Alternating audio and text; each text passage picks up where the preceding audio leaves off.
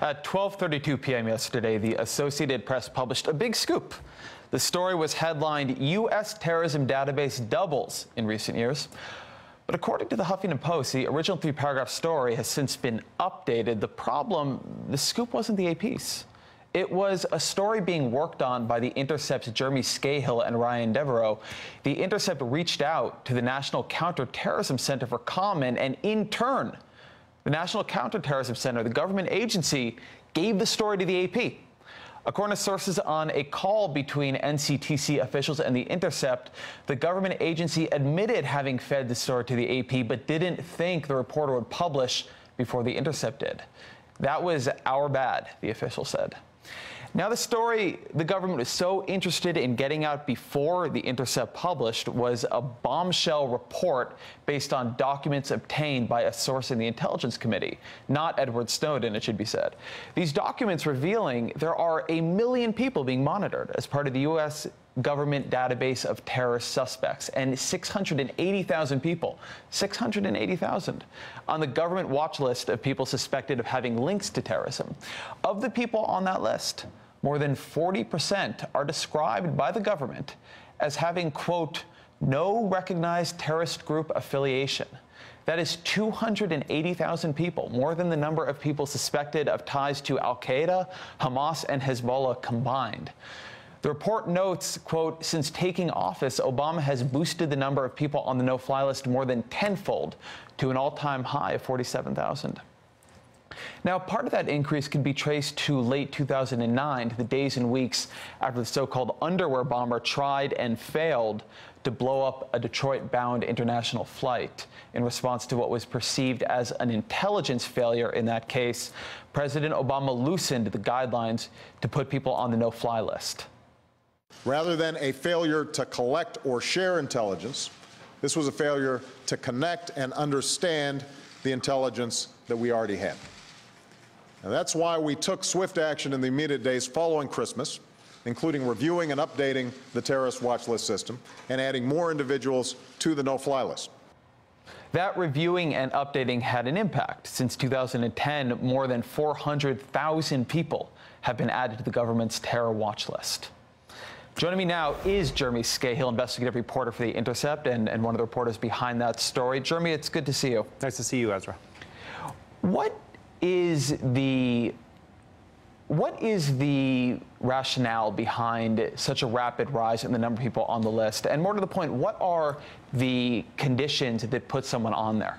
Right. Well, first of all, I think there's two things at play here. On the one hand, I think that we live in an atmosphere where the entire U.S. intelligence community and law enforcement community is terrified of having another 9/11 and having their agency be responsible for having missed a lead that could have led to stopping someone from carrying out a terrorist attack. The fact is that Umar Farouk Abdul-Muttalib, the so-called underwear bomber, was in the U.S. intelligence communities. He was on their radar, but he wasn't on the no-fly list. And so what I think happened is that there was this massive overreaction where Obama personally issued orders that this is not going to happen again, and if we don't expand these lists radically, then I'm going to hold you all personally accountable for this. And so I think that caused a reaction where they started just pouring names into the database based on the most frivolous evidence. You know, Ezra, the standard used to get onto the list that will categorize you as a known or suspected terrorist can be as flimsy as an uncorroborated posting that you put on Facebook or on Twitter.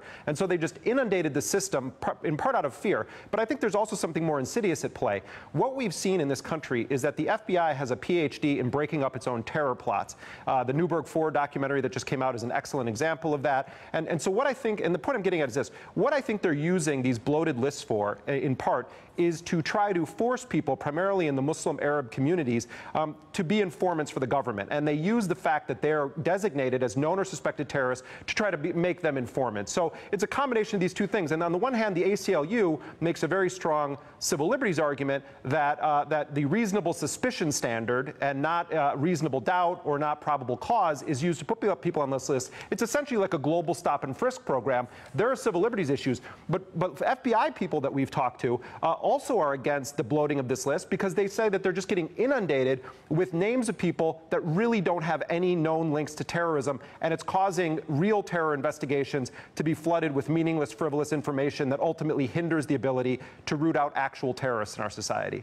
One of the striking things about the situation as you lay it out there is that there are tremendous consequences for making a mistake in the direction of having not done enough. But there is very little fear of endless mistakes in the direction of having done too much. So you have this ramp up from the shoe bomber, but you never have a kind of ramp back down.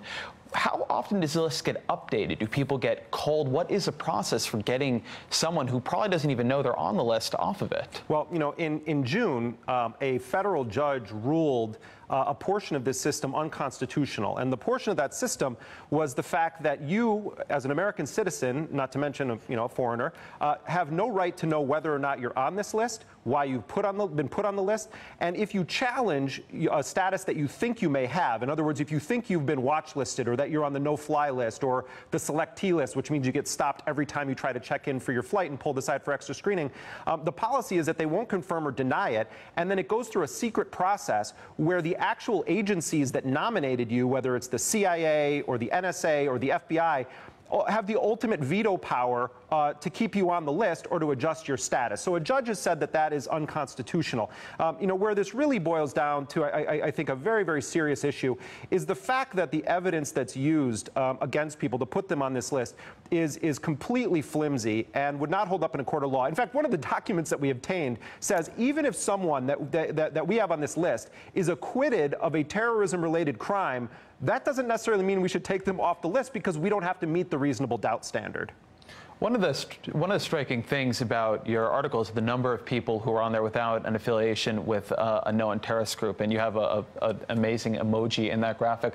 But what does that mean? Are those people suspected under reasonable rationales, or are they just completely random? They put up something on Facebook?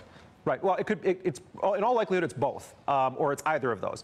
What we know, based on the watch listing guidance that we published 2 weeks ago and then the documents that we just published this week, is that there are some people, without a doubt, who are on that list because of something that they put on Facebook or something that they put on Twitter, or because their phone number popped up in the phone of someone that we think may be in touch with someone whose cousin may be a suspected terrorist in Pakistan. And then there probably are people on that where they have actual evidence, and these are dangerous people. And so part of the point, beyond the civil liberties argument, is that if your goal is to actually try to prevent acts of terrorism against the United States, you're doing a heck of a job of making it more difficult to root out actual potential terrorists by having so many people that have no connection to terrorism in your lists. Jeremy Scahill from the Intercept, thank you very much for being here tonight. Thank you.